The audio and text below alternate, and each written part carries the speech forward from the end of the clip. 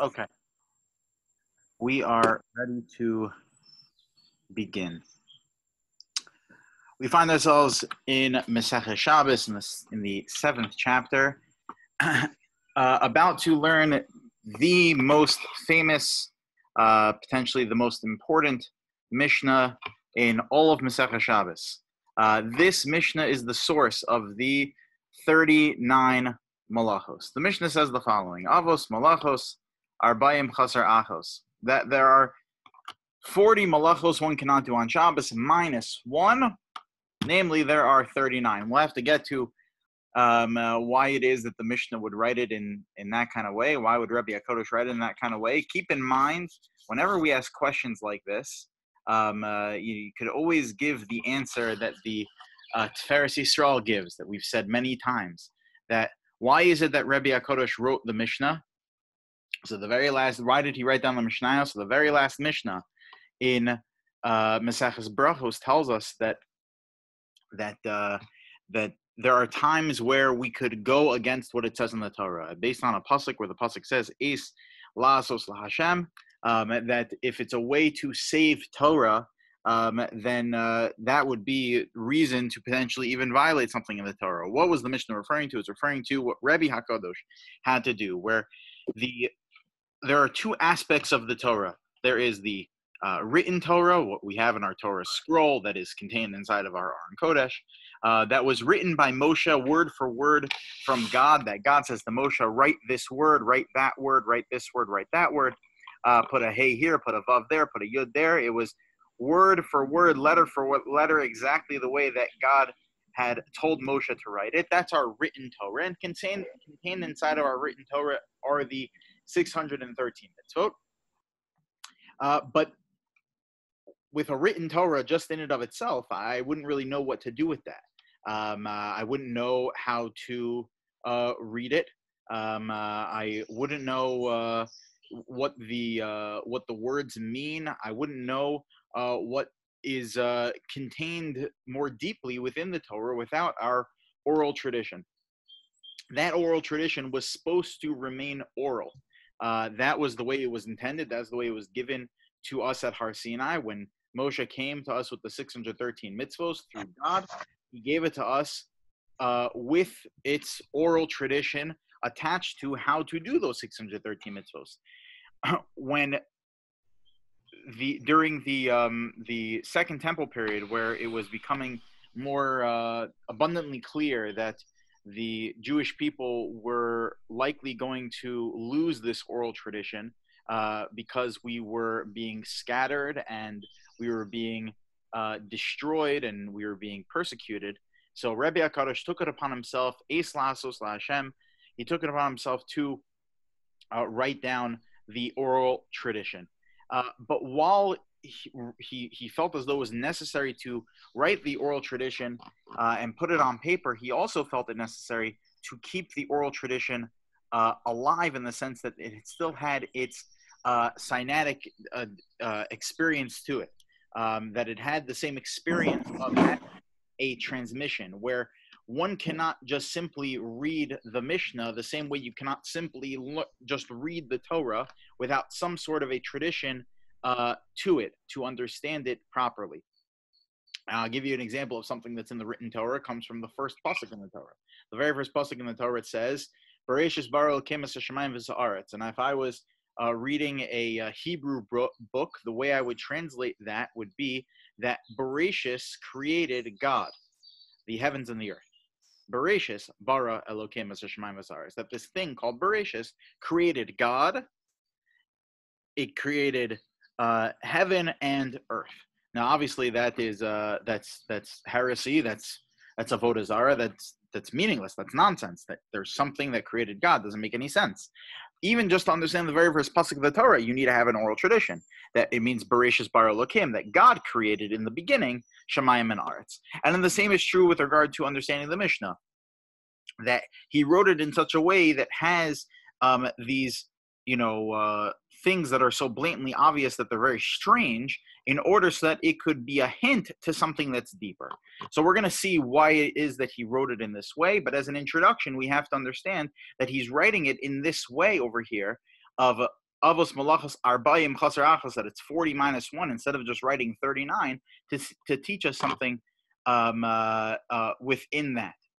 Okay, so what are the 39 malachos? We're just going to read through them. We'll spend a little bit of time expounding upon them. We won't go through each one because, as I mentioned, the later chapters are going to develop most of the 39 malachos. So we'll spend time on the ones that are not developed more fully in the upcoming chapters. What are they? Here we go.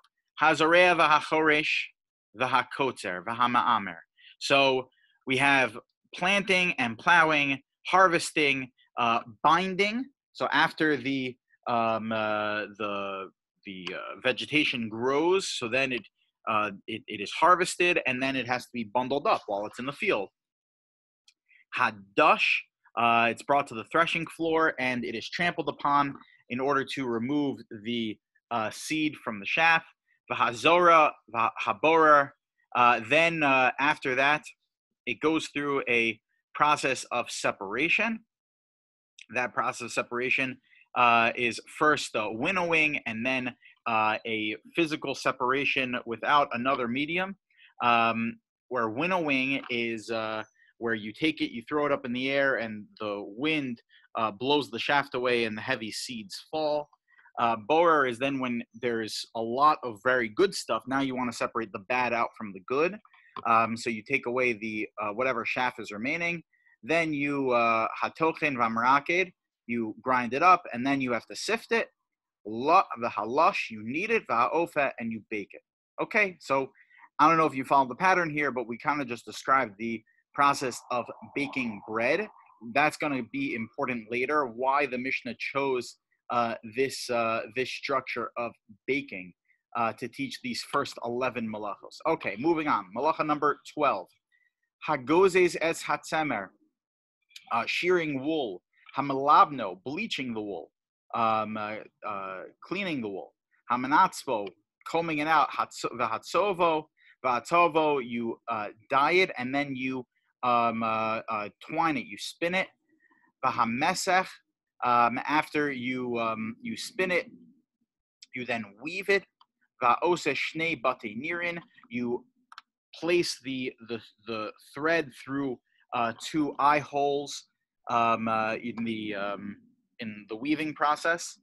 V'ha'oreg, and sewing it. These are different ways of now using this material you just made. Shnei chutin, you weave v'ha'oreg shnei chutin, that in order to violate the prohibition of sewing on Shabbos, you have to make 2 stitches. V'ha'potzeh shnei chutin, and it would also be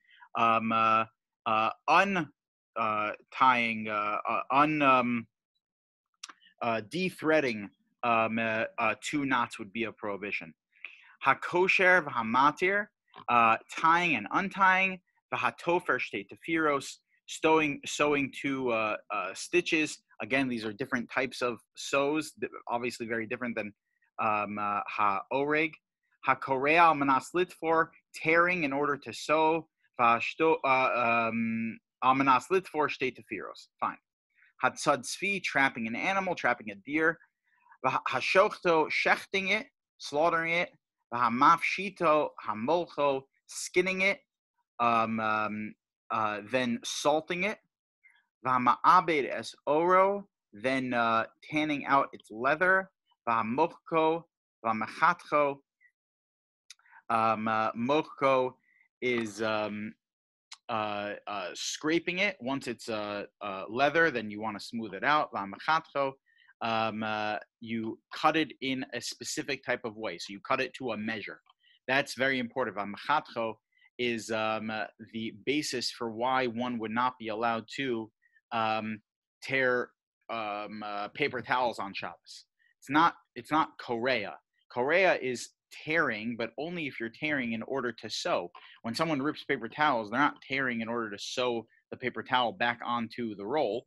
It's really an issue of mechatcho, where you're cutting to a specific measure. Hakosef shtei otios, writing 2 letters. V'hamochik al manas lichto shtei otios, erasing on conditions that you could write 2 letters. Habona, and by the way, writing is not only writing, but it would also include drawing a picture. The Shemir Shabbos Kilchasa makes very clear, it's really based on the Gemara already, that drawing would be the same issue. Habona, building. Hasoter, destroying. Now, this is very important. When we say hasoser over here, destroying, we don't mean demolishing just for the sake of demolishing, just because you want to be destructive, right? That's not what we're talking about over here. If that was the case, it would be permissible on a deoraisa level, on a biblical level on Shabbos, to destroy just for the sake of destroying, because on Shabbos the prohibition is to do a creative form of labor where you are creating something. Soser, what we're talking about over here, demolishing, is demolishing in order to build, where you do it in a specific type of a way in order so that you could build, where it has something that is creative to it, it has something that's specific to it, it has something that is meaningful to it. Hamechabe, extinguishing. Again, another example of something where it would seem as though it's just destructive and therefore would not be meleches machashavas. We've spoken on the past where it needs to be just like the Mishkan, which we'll talk more about today, but it needs to be like the Mishkan and that you're actually accomplishing over here. So if I'm going to just extinguish for the sake of extinguishing, so then that's not going to be an issue. Mechabe, extinguishing, is an issue if it's going to leave a pecham, if it's going to leave a coal to it, because then you're creating something that can then be kindled very easily. Fahamavir, lighting a fire. Hamake bepatish. Make bepatish is finishing off an act of labor. It's like the final hammer blow. Hamotzi mirishus l'rishus, taking out from one domain to another domain. Those are the 39 malachos. Hari elu avos malachos arbayim chasar achas. These are the 40 malachos minus 1. Again, we have to ask the question, which is, you already told me what the number is. That's number 1. Number 2, I got the fact that there are 40 minus 1 malachos. There are 39 malachos, but I could have just done that by counting. I don't need you to tell me that. So what is the Mishnah coming to teach me over here? Let's take a step back. Why is it that the Mishnah teaches me avos malachos arbayim chasar achas, that there are 40 minus 1? Why not just write that there are 39? So what is the source of the fact that there are 39 malachos? Where do we get that from? So take a look at this Gemara over here. The Gemara in Masechah Shabbos on Daf Mem Tes Amud Beis. The Gemara says,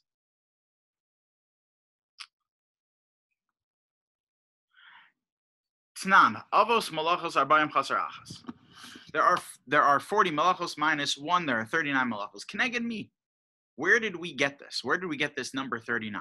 So says the Gemara, Amar Lahu Reb Chanina Bar Chama. Reb Chanina Bar Chama says, Keneged avodas hamishkan. It's based off of the avodas hamishkan. It's based off of the work that was done in the Mishkan. Amar Lahu, Rabbi Yonasan, Rabbi Elazar, Kach Amar Reb Shimon, Rabbi Yosi ben Lukana. The Gemara says that it's not simply based off of the Meleches HaMishkan. It's not based off of just what happened in the Mishkan, but it's Keneged Malacha, Malachto, Meleches Sheb'Torah. Arbayim Chasar Achas. So says Rabbi Yonasan, he says that it's not just simply based off of what happened in the building of the Mishkan, but he says it's more than that. He says that it's also, if you take a look through the Torah has 39 places where it uses the language malacha. So we see from there that there are 39 types of malacha. These are the two opinions in the Gemara. Are the 39 malachos simply based off of what happened in the building of the Mishkan? Or are the 39 malachos based off of how many times the Torah uses the language malacha? So the Ramban over here right off the bat says, hold on one sec. Just one of these two couldn't have been enough. To build the Mishkan, presumably there were a lot of things that needed to be done.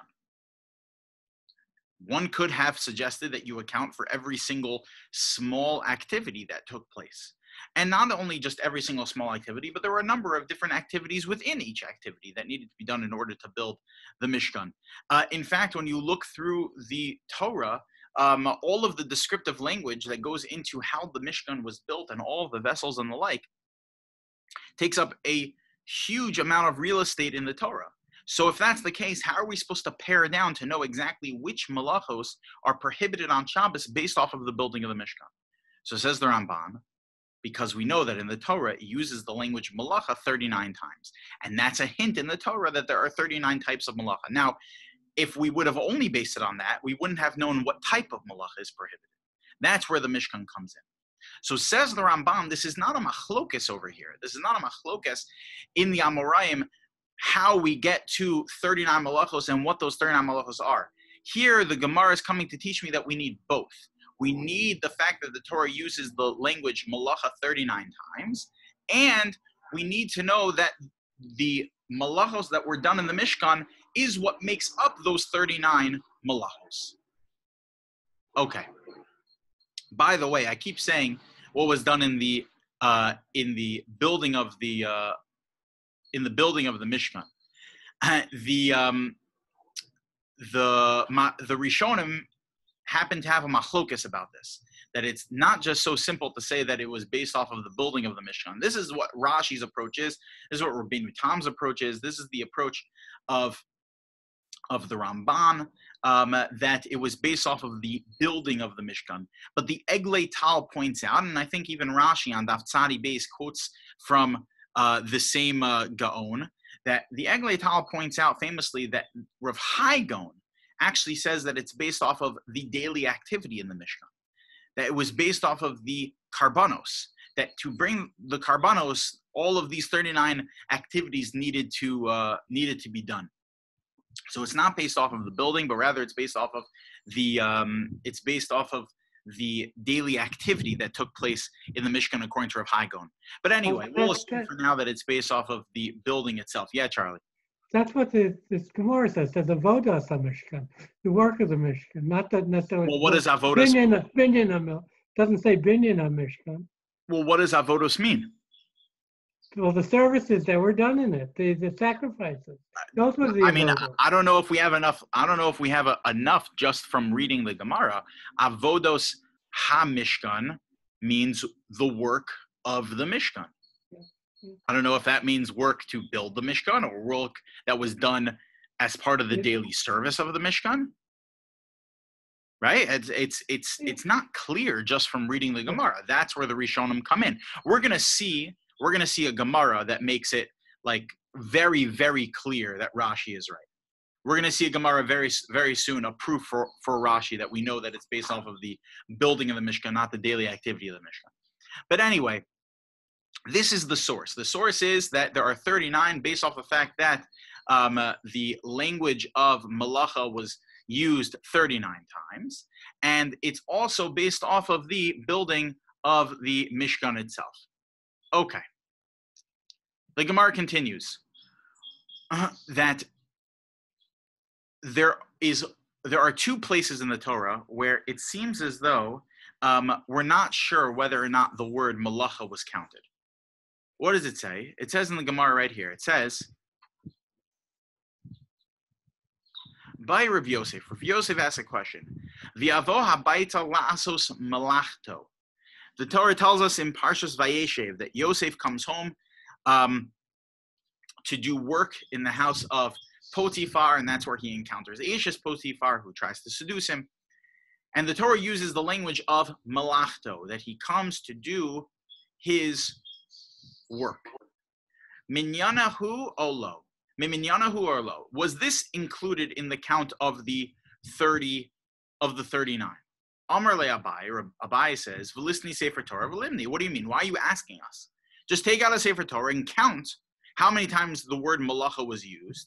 And if it was used 39 times, minus this malachto that was used by Yosef, so then you know that it's not included. And if you come up with 38 minus this malachto by Yosef Hatzadik, so then you know that it's included. So don't ask us, just take out a Sefer Torah and count. Milo Amar Rabba Bar Chana Amar B'Yochanan Lo Zozu Misham Ashi Aviu Sefer Torah Umonom. So they said, okay, we took out a Sefer Torah, we counted it. Amar Leiki Kamisap Gali. No, my question is not just I know how to count, but my question is Mishum Dichsiv, because it says in the Torah V'Hamalacha Haisa Dayam Minyanahu. He says because there in total really is 40. That there are 40 in total that come up in the Torah. There's V'Hamalacha Haisadayam, where Moshe Rabbeinu says that their work was complete when they built the Mishkan. And it also has by Yosef HaTzadik the word Malachto, which together would make it the total count of 40. So comes along Rav Yosef and he asks, hold on, that's not 39, that's 40. So what are we counting over here? Are we going to count the malacha that is written by the actual work in the Mishkan, but it's a malacha in the past tense where the malacha was already done? Or are we going to talk about Yosef's malacha, Yosef HaTzadik's malacha, which is talking about malacha that is going to be done? Which one is going to be included in the count of 39? Okay. Says the Marsha over here. The Marsha says that it's for this reason, for this question of Rav Yosef, that Rabbi HaKadosh used the language of Avos Malachos Arbayim, that there are 40, Chaser Achas minus 1. That it was not just, because Rabbi HaKadosh was just, wanted to have a whole number and then say, okay, then subtract 1. So he didn't just say 39. Why didn't he say 39? He didn't say 39 because in reality, the word malacha is used 40 times, but we have a Masorah that it's only 39 malachos. And that's why the Gemara tries to struggle by saying that we know that there are only 39 malachos. But when you do the count in total, which is one of the bases, the count of total uses of the word malacha in the Torah, which is one of the bases to getting to the number 39, you come up with one extra. So the Gemara is a discussion, one of them must not be included in the count. That's why Rebbe, hinting to, again, like what the Tiferes Yisrael said, because Rebbe HaKadosh wanted to keep alive the same type of a learning learning structure where it needs to have some sort of a give and take to it. There needs to be some sort, you need to be able to dig deeper. Rebbe wasn't just trying to codify Jewish law, he was trying to keep alive the oral tradition of learning. And therefore he wrote it in the same way, hinting to this this machlokas in the Gemara. That's why he wrote it as Arbayim, 40 minus 1, because one of them, one of those 40 uses of the word malacha are not going to be included. So now, I told you, Charlie, that I would bring you a proof to why is it that we say that when the Gemara said Avodas HaMishkan, the work of the Mishkan, I translated it, and Rashi translated it, and Rabbeinu Tam, and the Ramban, they all translated that as that we're patterning the 39 malachos off of the building of the Mishkan. Why not off of the daily service in the Mishkan, right? Once the Mishkan was built, that there were plenty of activities that took place, right? We had to shech the animals, we had to bake the lechem hapanim, we needed to there were many malachos. There's lush when we bring a carbon mincha. There are many malachos that take place on a daily basis inside the Beis HaMikdash itself. And therefore, when the Torah tells me that the malachos of Shabbos are, when the Gemara tells me it's learned out from the Avodas HaMishkan based off of the connection that the Torah makes between the prohibition of Shabbos and the work to build the Mishkan. So how do I know it's talking about the building of the Mishkan? How do I not? Maybe it could be that the 39 are based off of the work that was done in the daily service of the Mishkan, which is what Rav Haigon says. Rav Haigon says that it was based off of the daily service. Now, how do I know that it was, in fact, based off of the daily work? So take a look at the Gemara right here. The Gemara says the following.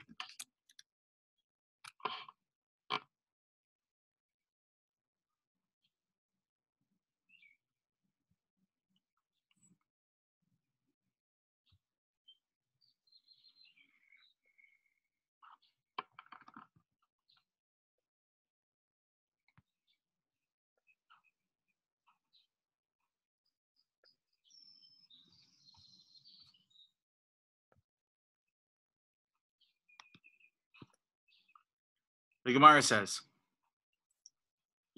Amar Rav Papa. Rav Papa has a problem over here. Shavak Tana Didan Bishul Samemanim Tahave B'Mishkan B'Naket Ofe. Why is it that our Mishnah decided to disregard the main malacha, one of the main malachas of the Mishkan, which was bishul, cooking? Did you notice on the list that cooking was not there? Take a look back on the list. Right. Baking. It says hamaraked, you then sift the flour. V'halash, you knead it, and then v'ha'ofa, and you bake it. So therefore, from reading this Mishnah, it would seem as though cooking on Shabbos, taking a steak and throwing it on the grill, should not be one of the avos malachos on Shabbos. It says ofa, it says baking. Why would bishul not be included? Why is it that Rebbe HaKadosh chose ofa instead? Now, why is that such a difficult question? So Rav Papa explains, because in the Mishkan, what did they do? They had to cook the dyes in order to dye the curtains for the building of the Mishkan. The Havib Mishkan, that was in the Mishkan. V'nakat Ofe. And instead, Rebbe chose Ofe. Ofe was not in the building of the Mishkan. Baking was not in the Mishkan. Hold on one second. Baking wasn't in the Mishkan. They had to bake the showbreads, the lechem hapanim, the showbreads that sat on the table 7 days a week, every single day. It had to be tamid. It needed to be there all the time. In fact, the Gemara has a whole discussion on Daf Tzadi Tes and Menachos. How is it possible that it was there all the time if they needed to change it every week? At some point, it was missing. So the Gemara has a machlokes that, according to the Rabbanan, it just needs to be, tamid means that there can't be a day that goes by without it there. So they would take it off in the morning and then, make sure that the new ones are on, by the afternoon. But according to Rabbi Yossi, what they had to do is that they had to do an immediate shift. That as they were taking off the new showbread, the old showbread, the new ones were sliding on at the same time. That there was always bread there. What do you mean? So baking was always in the Mishkan. So what's the big deal? Why does our Papa have an issue with the fact that Rebbe chose Ofe for his list and not Bishul and not cooking? What do you see from this Gemara? That cooking Bishul Samemanim is what should have been included. Why? Because the building of the Mishkan is how we get to the number 39, not the daily activity in the Mishkan. So this is one of the main proofs that the 39 malachos are learned from the building of the Mishkan, not the daily activity of the Mishkan. The Gemara continues and it says, well, now that we've come onto this, well, why is it then that that Rebbe chose Ofe? So the Gemara says, Tana didan sidura de pasnata. Rebbe was trying to use a mnemonic device, a way for you to remember the first 11 malachos. He wrote it in such a way that to help you remember it, that it was written in the order of how someone would make bread. That if you wanted to bake bread from scratch, how would you do it? So first I would have to plant the seeds in my field. And after the seeds are planted, I would have to plow the field. Hold on one second. That's incorrect. Agriculturally speaking, you'd have to plow the field before planting the seeds. So the Gemara earlier on Daf Ayin Gimel Amud Beis, take a look. The Gemara has Michti Merchav Charfi Bereisha Lisni Chorish V'Hadar Lisni Zoreya.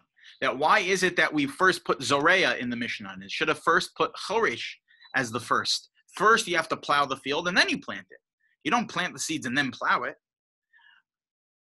So the Gemara says, Tana be'Eretz Yisrael Kai, that our Mishnah was written in Eretz Yisrael. Rebbe was in Eretz Yisrael. And in Eretz Yisrael, because the ground is very hard, Dizari Bereisha V'Hadar Charvi, that they first had to put the seeds there, then they plowed, They plowed the field, then they put the seeds, and then they had to plow a second time. They had to till the soil twice. So because of that, the order is Zoreah and then Choresh. When you look in the Rambam, he puts Choresh first. Why? Because the Rambam was writing in wasn't writing in Eretz Yisrael. He was in Egypt, right? He was in Egypt. So therefore, our Mishnah is written in that way. So hold on one second. So Rebbe HaKadosh decided to make it very easy for us to know what are the first 11 malachos. So therefore, he wrote it in a way to help us remember that it's the order of baking bread. That you start with planting the seeds, and then you have to you start with plowing the field, you plant the seeds, then after they grow, you harvest it. After it's harvested, you collect them. After you collect it, you bring it to the threshing floor in order to get the seeds out. Once you have the seeds out, you put them in a pile, you throw it up into the wind so that the seeds can separate. All right, you go through this whole process, and then eventually after they separate, then you have to take away the small pieces, borer. After you take away the small pieces, then you grind it up. After you grind it up, you sift it. After you sift it, then finally, Baruch Hashem, you can get to kneading it. After you knead it, you bake it, and beautiful, you have bread. I just listed the first 11 malachos. It's not a very difficult thing to remember because I know how to bake bread. If someone doesn't know how to bake bread, if they are inadequate in the kitchen, so then this mnemonic from Rebbe is not really going to help you. But assuming you know what you're doing a little bit, this mnemonic from Rebbe would be very helpful to know what the first 11 malachos are. Take a look at this Gemara over here. The Gemara says, Amr of Acha, Amr of Chia bar Ashi. Rav Chia bar Ashi, Amr of Ami. So Rav Ami says the following: Zomer chayev mishum notea. That if someone were to prune their trees, that would be a violation of notea. Notea is another type of planting. It's planting trees, not planting vegetation, but planting trees. Vanotea v'hamarchiv v'hamarkiv chayev mishum zoreya. Now, what is notea? Notea falls under the av malacha of planting, right? When you plant a tree, that's the same thing as planting. And if you were to markiv, you were to graft, you were to do these different activities in helping your plants grow, that would all be a violation of Zoreya. So and take a look at this Gemara over here, another Gemara. Hachoresh v'hachofer v'hachoretz kulon malacha achasein. That if you were to plow or dig or create a ditch, that's all one malacha. So what does this mean, it's all one malacha? And the Gemara earlier, that it seems to say, oh, it's all a violation of Zoreya. It's all one malacha. So are these toldos? Are these subcategories? Or are these avos? Are these part of the principal activities one's not allowed to do? So there's a whole machlokas in the Rishonim. Rashi over here says that the av malacha is Zoreya and Choresh. The av malacha is planting and plowing. And then there are subcategories. There's toldos. There's subcategories of doing these different types of activity. Now, it's important to know the difference between avos and toldos. Not really, in 2020, unfortunately, that there's really no difference because avos and toldos are really one and the same on a practical level. They're both biblically prohibited. You'd go get the same exact punishment for them.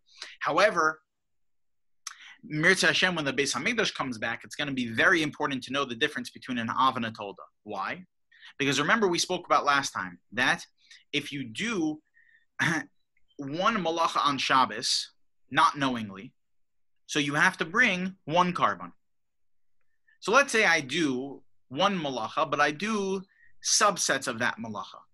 So not only do I plant, but I also plant cucumbers, tomatoes, and I plant an apple tree. So how many carbonos would I have to bring?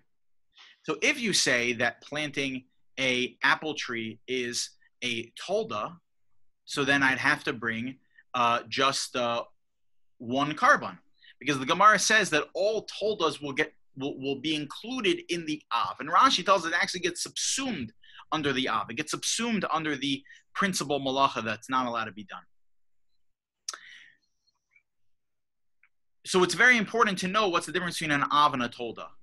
The Rambam, however, says that when the Gemara says that all of these things are one malacha, kula malacha achasein, the Rambam says each one is an Av malacha. Each one in of itself is an Av malacha. The Gemara has an amazing discussion. The Gemara in Moed Katan on Daf Beis Amud Beis. The Gemara says the following.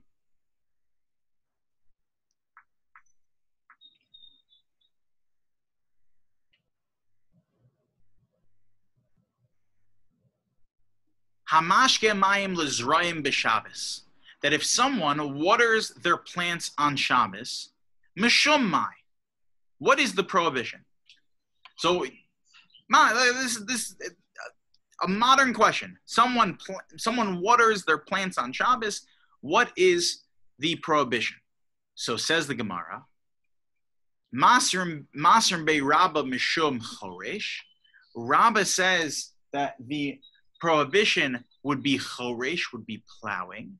Rav Yosef Amar, Rav Yosef says mishum zoreya, that it would be a violation of zoreya, planting. What's the difference over here? What's the difference between choresh and zoreya? So choresh would be softening the ground. That the whole purpose of watering your plants is in order so that the ground can be softened, in order so that the roots can grow stronger. Says Rav Yosef, no, that the prohibition over here is zoreya, because you're doing something to benefit the plant. Anything you're doing to benefit the plant is going to be a prohibition of zoreya. That by definition, watering, really the whole purpose of watering is not just to soften the ground, but it's for the benefit of the plant. That's what Rav Yosef says. Rabbi says, no, it's not for the benefit of the plant solely, but it's also to soften the ground. So Tosfos asks a problem over here. Tosfos says,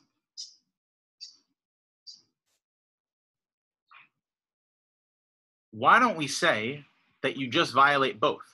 Meaning that if I do one malacha that I have an advantage of violating it, of doing two things. I do one thing that has two very good results to it. So if that's the case, I should bring two karbanos. I did two malachas. I did the malacha of zoreya and I did the malacha of choresh. Right? Meaning if I water my plants, so then I did essentially two things. I helped my plants, and therefore it would be zoreya. And I also softened my ground, and therefore it should be choresh. So with my one action, I did two things. This is the question that Tosfos asks. The Or Sameach, Rav Meir Simcha of Dvinsk, the Kohen of Dvinsk, was one of the, he was such a tremendous gaon. He was such a tremendous genius and halachic and Torah mind that he was one of the few Rabbanim that the Rogachover actually respected. The Rogachover, Rav Yosef Rosen, the genius of Rogachev, he came from a Lubavitcher family, but he himself was as Litvish as they get. He didn't have a Hasidic bone in his body. And the Rogachover was a wild genius. He was a wild, people, were barely able to follow him sometimes because he was just going at a lightning speed. They tell a story about how the one of the students of the Rogachover once asked the Rogachover, who's a bigger Talmid Chacham, you or your Chavrusa? They were referring to his Chavrusa, Reb Chaim Soloveitchik, the Rosh Yeshiva of Volozhin. So they asked the Rogachover, who's a bigger Talmid Chacham? Who's better at learning, you or Reb Chaim Soloveitchik? So the Rogachover thought to himself, and he said, me. This is the type of personality he had. He had a very like cut and dry personality, not like, just he'll say it like it is. Me. I'm a better learner than my Chavrusa. So apparently this got back to Reb Chaim, and Reb Chaim heard what the Rogachover said. So he told the students of the Rogachover, go tell your Rebbe that he violated two prohibitions in the Torah. Number one, gaiva, that he was tremendously haughty. And number two, sheker, he's a liar. The Rogachover was unbelievable. And Rav Meir Simcha of Dvinsk, the Or Sameach, he was one of the few that the Rogachover felt as though was at a caliber that he could respect in terms of his godless. So the Or Sameach says that we know that we've spoken about many times that in order to violate the Torah prohibition of on Shabbos of lo sa'aseh bo malacha, you're not allowed to do malacha on Shabbos. You need to do what's called meleches machasheves.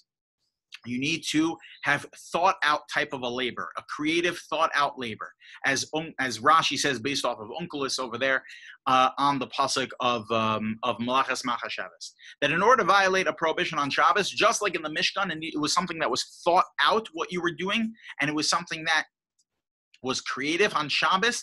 Also, it needs to be something that's thought out and creative. If I do one action that has multiple results, all I did was one thought out action. By definition, I can't be liable for two things with one action. Unless I have kavana. I have in mind that through my one action, I plan to do these two results. When someone waters plants, no one thinks to themselves, I'm both planting and plowing. What am I doing? I'm watering my plants. So the Gemara has a discussion. We don't know what watering plants equals to in the realm of Kavana. Does it equal to Zoreya or does it equal to Choresh? We're not sure where it falls into. However, if you through your one action did have Kavana for both, when I water my plants, let's say a person would have in mind when they're watering their plants, I know that through this action, I know b'Kavana that I'm going to be doing something that's going to benefit my plants, and I'm doing something in order to soften my ground, then you would violate both. And you would have to bring a carbon for both malachos that you did.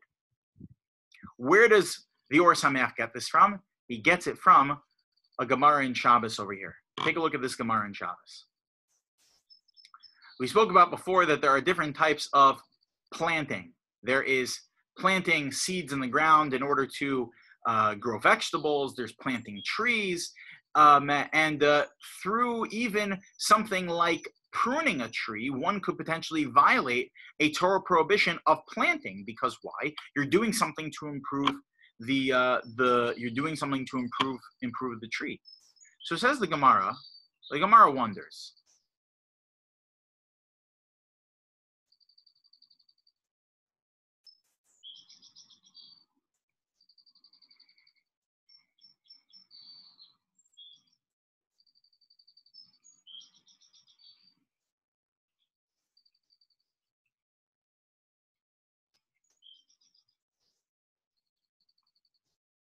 Man de Kollel asaf sista chayiv shtayim. That if someone were to cut off a dead branch, not really a dead branch, it's almost like a growth on a tree that's preventing the tree from growing more fruitfully. That if someone were to cut off that growth from their tree, what malacha did they violate? So it says the Gemara, chayiv shtayim. You violate two malachas. Hold on one second. You just did one action. All you did was cut it away, and now you violate two malachas. Achas mishum kotzer, the achas mishum noteya. You violate the malacha of harvesting, and you also violate the malacha of noteya. You also violate the malacha of planting. Why? Because you're doing something to improve, the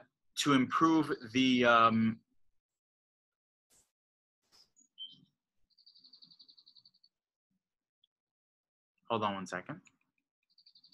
To improve the tree. This is the Gemara I wanted to see. My apologies. Amar of Kahana. Rav Kahana says the following. Zomer v'tzarich le'etzim. Let's say you prune your tree, but through pruning your tree, so you're taking away the branches, you also need the branches. Okay? You need it for firewood, let's say. So not only are you doing something to benefit your tree, but you're also doing something to benefit your house. Because now I'm going to have firewood to put in my furnace. So zomer v'tzarech le'etzim. You prune your tree, but you also are going to benefit from the branches. Chayev shtaim. You violate 2. Achas mishum kotzer v'achas mishum noteya. 1 for harvesting and 1 for noteya. You'd have to bring 2 karbanos. So says the Or Sameach. Why? Because you, through your one action, had kavana for both. And therefore, you're going to be obligated to bring 2 karbanos.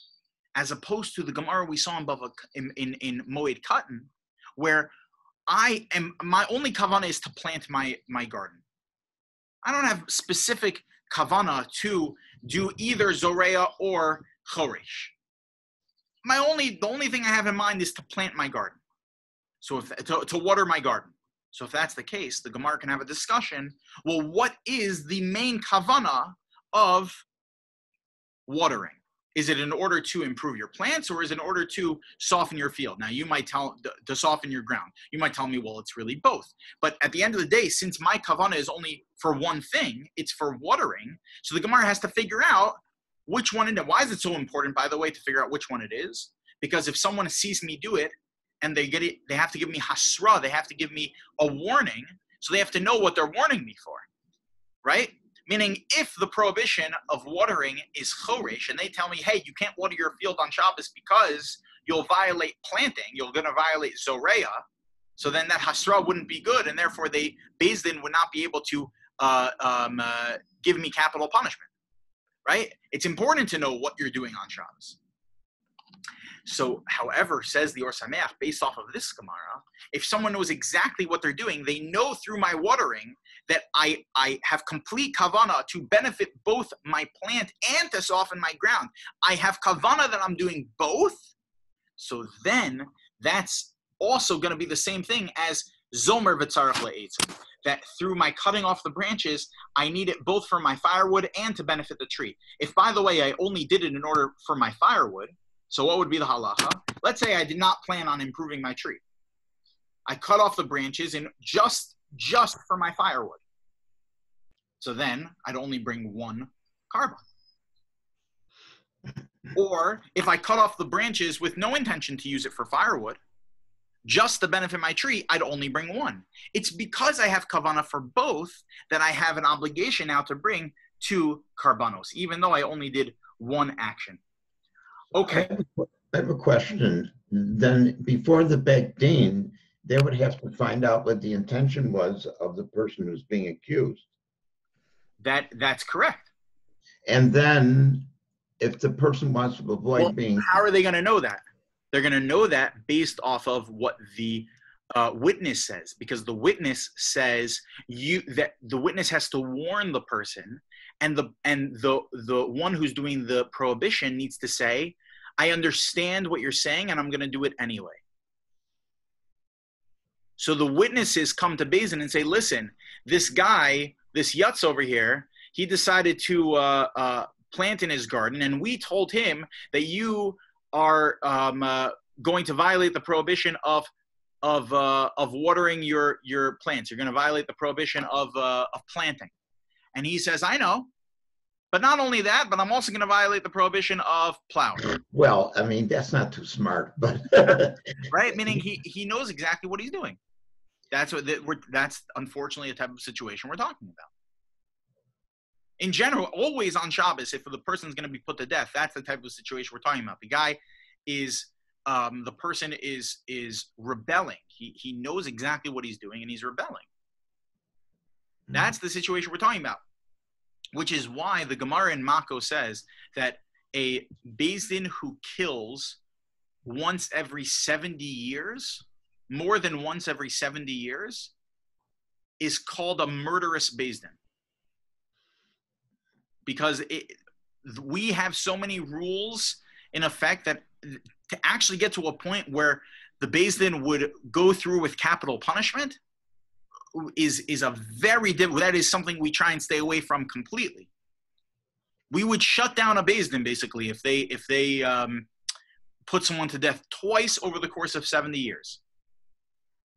That's too much. So 2 deaths over the course of 139 years would shut down a Beis Din potentially. It's an interesting way to have law that's through intention rather than through act. Yeah, but from where do we know that? That we know all that from the Mishkan. Because in the building of the Mishkan, it says everything was done b'meleches machasheves. Everything was done thoughtfully and carefully and calculated. And therefore on Shabbos as well. Everything needs to be done thoughtfully, creatively, and calculated. Yeah. Okay, good. All right, we'll stop here. I could hang on for a couple more minutes if anyone has any extra questions. Yeah, Shikoach, everybody.